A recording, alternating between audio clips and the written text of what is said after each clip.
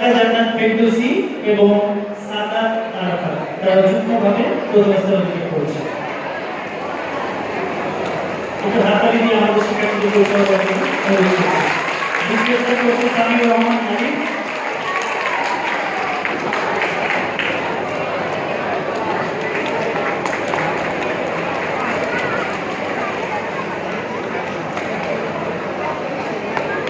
দ্বিতীয় স্থান অধিকার করছে সামিউর রহমান আলিফ, পঞ্চম শ্রেণী, পুরস্কার গ্রহণ করছে।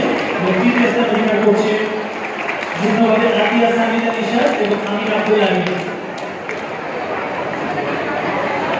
আতিয়া সামিদা নিশাত এবং আমির আব্দুল্লাহ আরিয়ান। এবং দুইজন সান্ত্বনা পুরস্কার হিসেবে দুইজনকে সান্ত্বনা পুরস্কার দেওয়া হচ্ছে, সাজিয়া মুনতাহার এবং মুসাইফ নাওয়াল।